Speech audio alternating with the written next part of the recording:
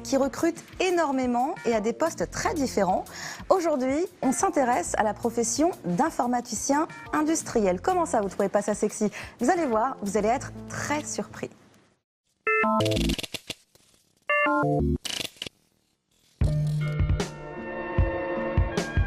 Je suis informaticien industriel. C'est ce qui fait fonctionner les systèmes qu'on a l'habitude de voir tous les jours. Par exemple, les transports des bagages dans les aéroports. Tout ça, c'est un énorme système d'informatique industrielle.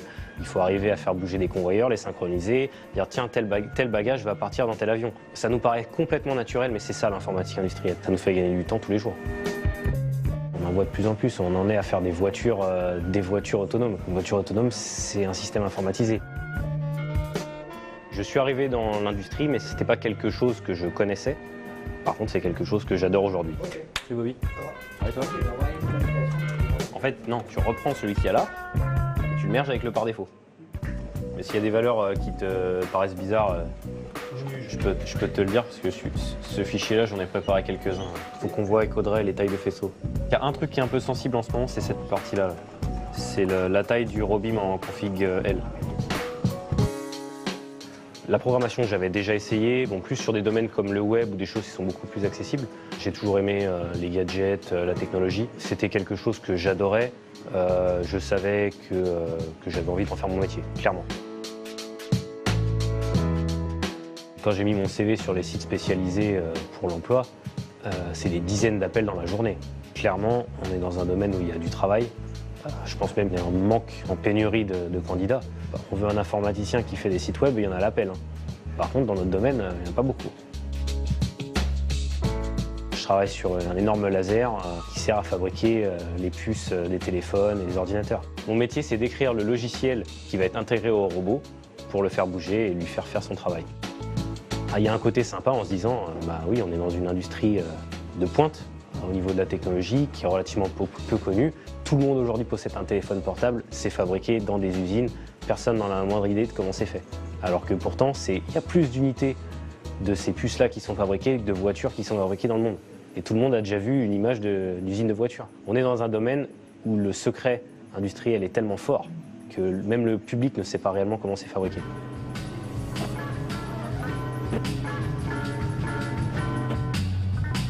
Et voilà la partie sympa. À combien il passe de la cloison quand il fait ses rotations? 20 mm. Ça va. Il faut être minutieux, il faut vraiment faire attention à ce qu'on fait. On est dans une industrie très exigeante.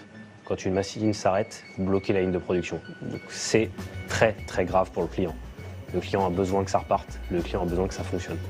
Donc les enjeux monétaires sont tellement énormes que la pression elle est amenée par ça. Moi personnellement ça me motive. En me disant bon, faut que je m'éclate, faut que je m'arrache, mais à la fin on va sortir un truc et ça va tourner. Puis après on dira aux gens bon bah moi je travaille dans une industrie, ton téléphone, ma machine elle est utilisée pour fabriquer ton téléphone, bon c'est assez sympa quand même. La première phase c'est surtout lire des documentations et de la spécification pour arriver à concevoir l'architecture de ce qu'on va faire dans le futur. Je dirais que ça, c'est à peu près aujourd'hui 20 à 25% de mon temps. Ensuite vient la phase réellement de développement sur lequel on va être amené à écrire du code. Il y a à peu près 50% de mon activité. Et une fois que ça c'est fait, on va avoir toute la phase d'intégration et de test sur émulateur pour arriver à gagner du temps et à minimiser les impacts sur équipement réel. Oh, tu me fatigues là. Il y a eu tout un ensemble de recablages qui ont été faits. Et vraisemblablement, c'est pas tout à fait fini. Tiens, tu peux le bypass ou pas? Merde, je l'ai. Ça a l'air de le faire. Bon, ok. Merci Karim. Ça, c'est aussi un des gros avantages de notre métier, c'est qu'on est amené à faire des activités vraiment différentes. À avoir les mains dans le cambouis, clairement c'est ça. Je vais aller prendre mon multimètre, je vais aller vérifier la valeur, pourquoi ça marche pas, je lance mon code, je vais regarder que mon robot il bouge. C'est très ludique et très visuel. On est en permanence à être amené à vérifier ce qu'on fait, vérifier que ce qu'on a programmé se réalise. Donc oui, on a la tête dans la machine, dans des positions inavouables et à vérifier ce qu'on fait. c'est un rayon laser qui est projeté sur l'échantillon du client. Et actuellement, notre machine envoie 4 rayons laser par seconde. Là, vous voyez l'échantillon, quand il arrive, il est vierge. Et ce qui est en vert, c'est ce que nous, on fait dessus. Pour moi, c'est très important. On voit tout de suite le résultat de notre travail, en bien ou en mal. Hein. Ça arrive aussi que le robot aille pas du tout là où il devait aller. Mais c'est ça l'intérêt. We can wait for this feature. I mean, there's no problem at all. If you proceed this way, I'm perfectly okay with this, Kato-san. That's all for you? Okay. Perfect. Thank you for your call, Kato-san. Alors cette année, je suis allé 2 fois à Taïwan et 2 fois au Japon. À Taïwan, je suis allé sur site client et au Japon, je suis allé chez des fournisseurs. Donc c'est très intéressant puisqu'on voit la finalité de notre travail. Ici, nous, en tant qu'équipementier, on travaille en recherche et en développement. On essaye d'améliorer notre machine tous les jours.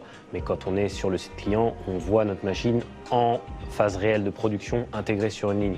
Si j'arrive à le faire passer comme ça, au lieu de le faire passer légèrement comme ça, je vais gagner 3 millisecondes. Mais 3 millisecondes multipliées par le nombre de jours dans l'année, c'est de la production pour nos clients.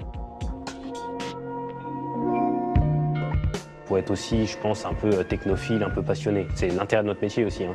C'est qu'on voit des trucs, vraiment, ça sort de l'ordinaire. On est dans des choses que les gens ne voient pas partout, ou même des choses que personne ne connaît. Moi, j'adore ça. C'est une passion. Hein. Clairement, j'ai découvert en arrivant ici, mais c'est un bonheur.